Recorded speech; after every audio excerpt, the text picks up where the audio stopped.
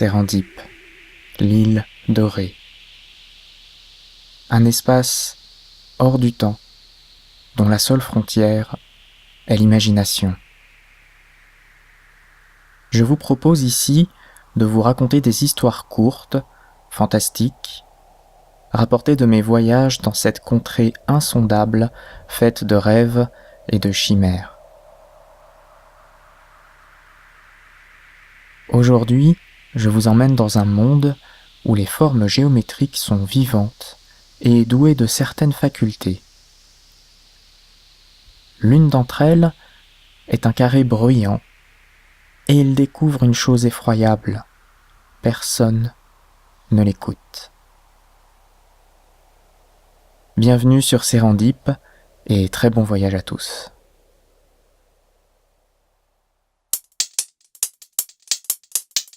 Le carré bruyant. Le carré bruyant envoie des particules bleues tout autour de lui. Elles glissent sur le sol en damier et tombent uniquement dans les cases noires. On ne peut plus l'arrêter parce qu'il est devenu fou. Il parle sans cesse, même si personne ne l'écoute.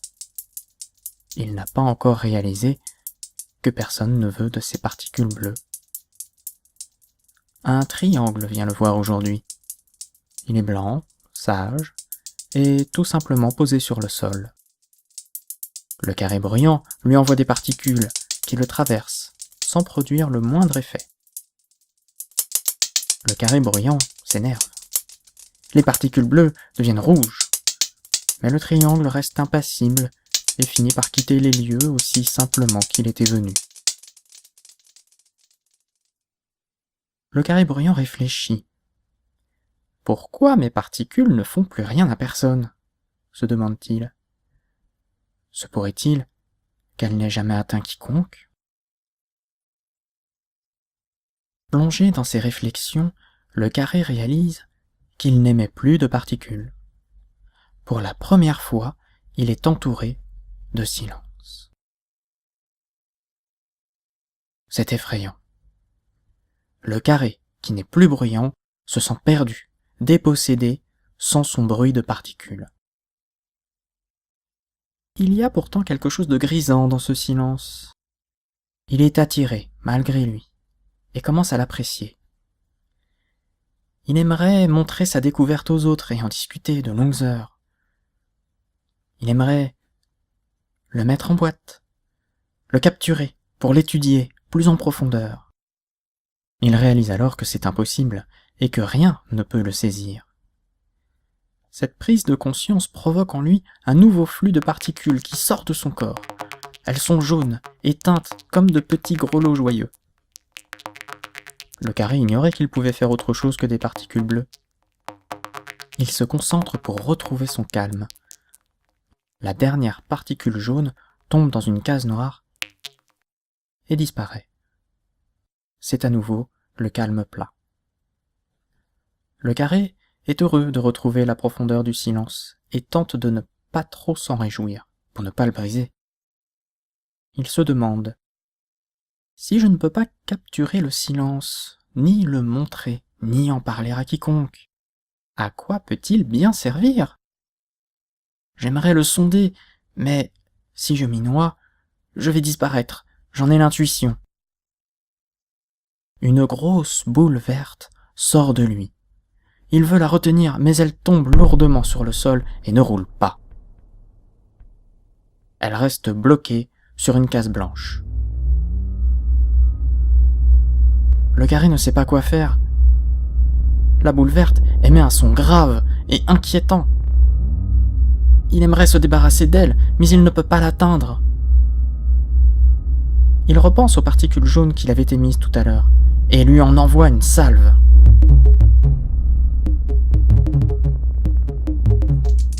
Elle disloque la boule verte en milliers de particules bleues qui finissent toutes par disparaître dans les cases noires.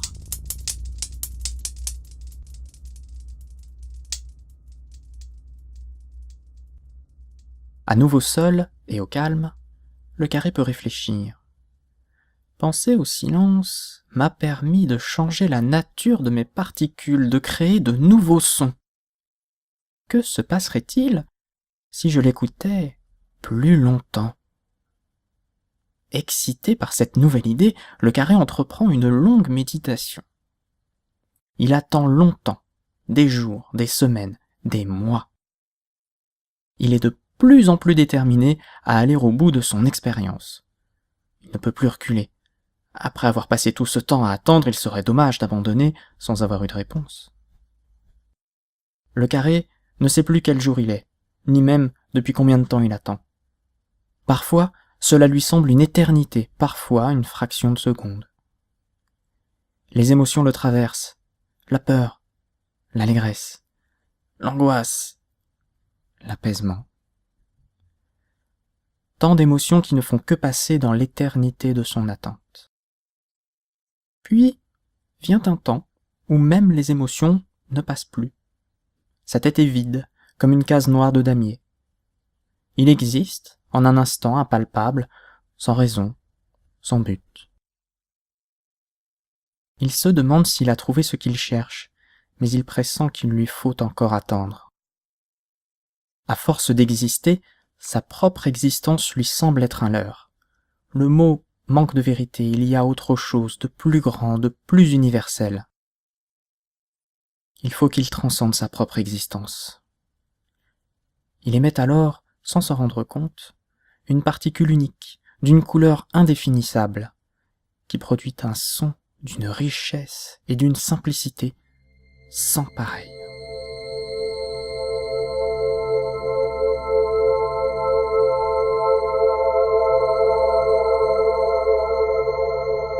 Elle tombe sur le sol, roule un instant, puis disparaît dans une case noire pour se taire à jamais.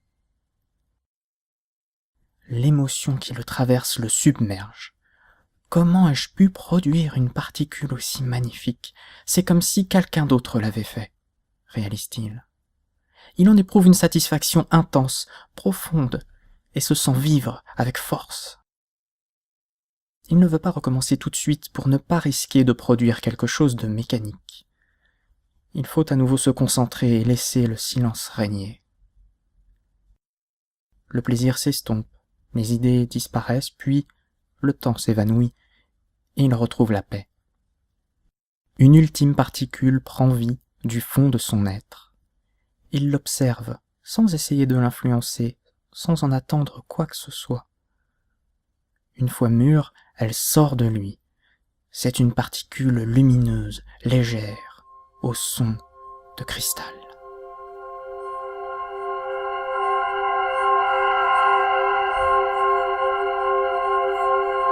Elle s'envole et disparaît dans le ciel.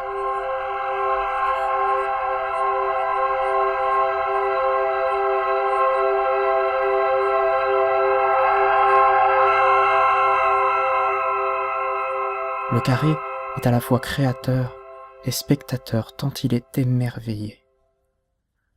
La particule se fait remarquer et on se passe le mot.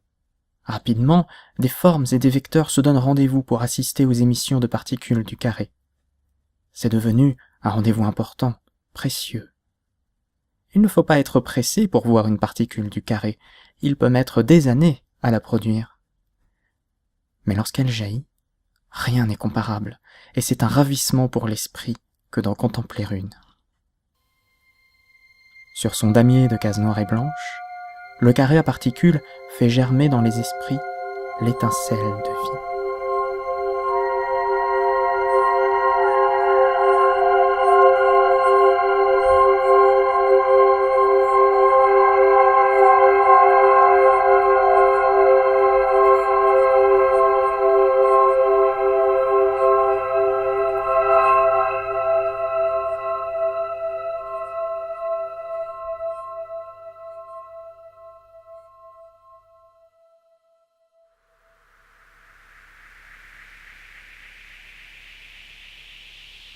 Merci d'avoir suivi ce premier épisode de Sérendip, le carré bruyant.